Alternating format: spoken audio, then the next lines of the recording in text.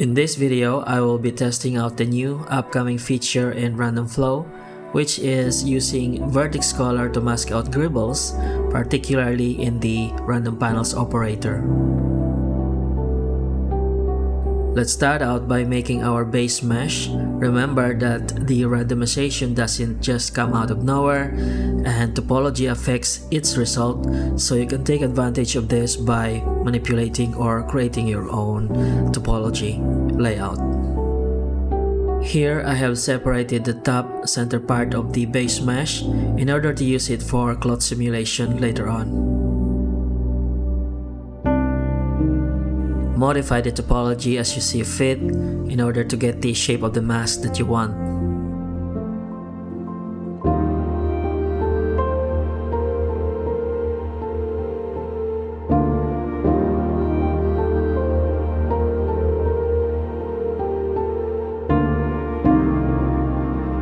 Because of the nature of how inset works, which affects the depth of the panel islands in the random panels operator, some areas may produce distortions, so just undo and go back to the base mesh to edit the mask that you have made.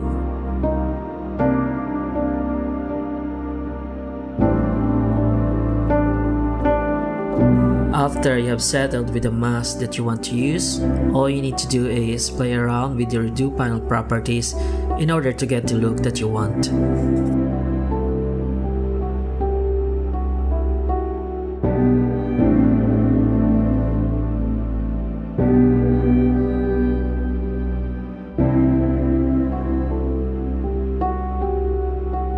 If you like most of the result of the randomization but some not, then you can just edit those after the operation and probably add some of your own design.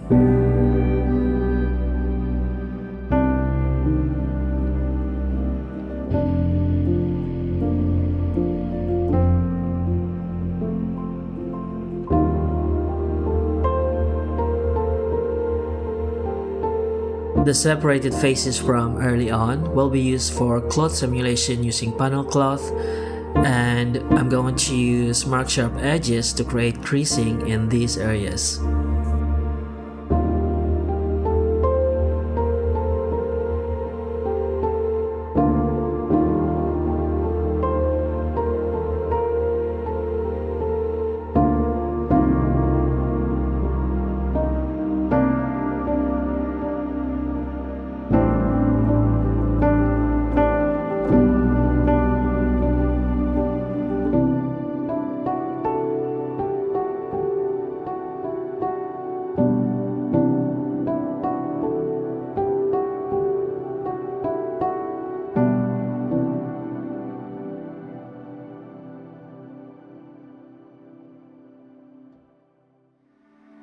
If there are areas of separation, you can use randomization in the cloth result, which allows for more realism.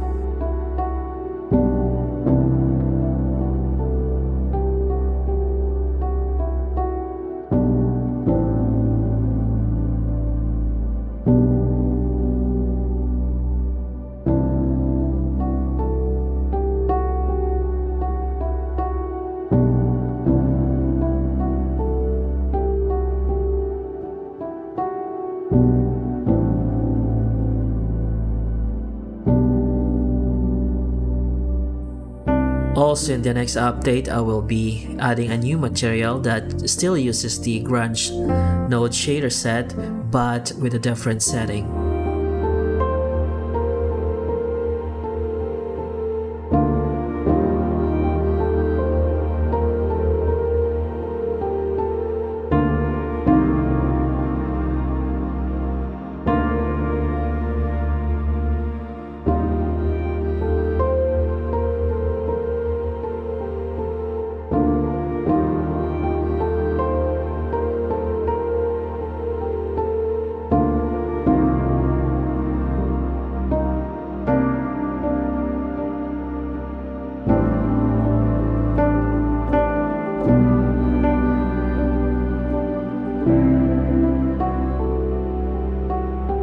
Let's create strips of paint and decals by selecting faces and then duplicating and then offsetting them using the Alt-S hotkey and separating them as a new object.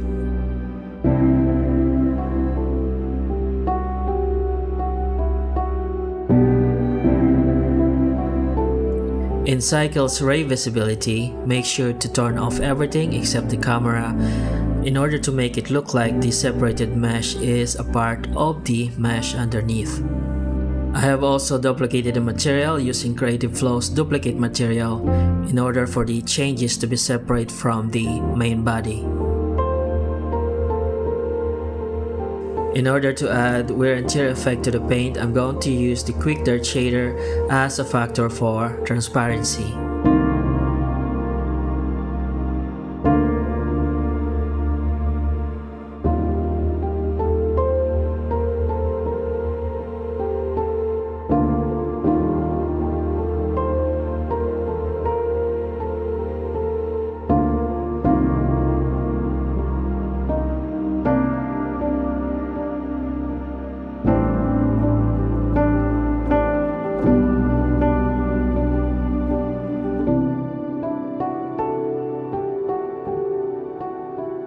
Now we can just repeat it all over the mesh where we want it.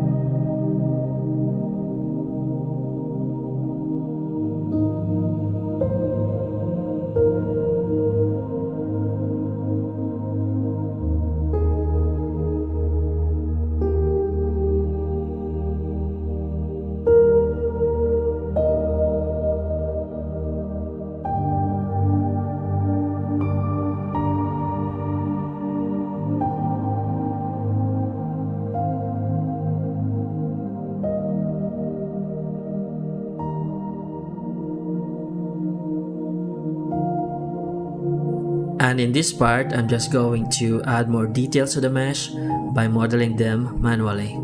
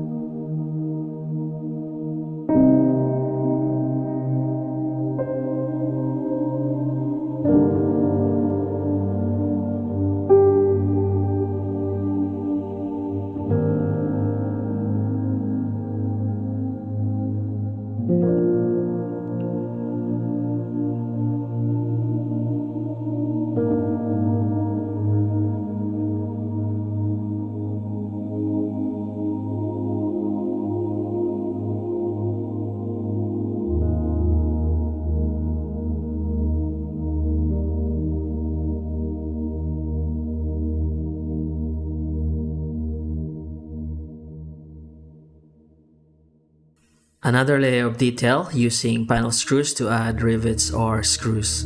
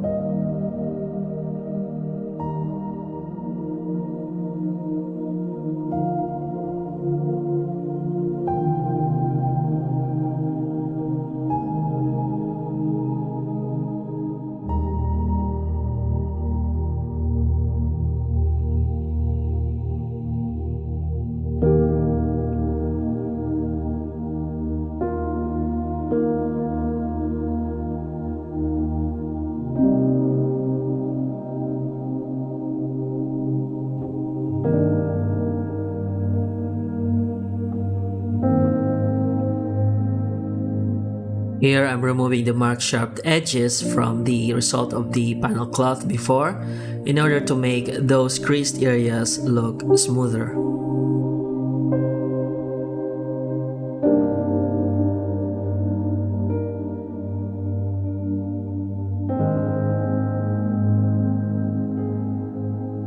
And that is it for this video.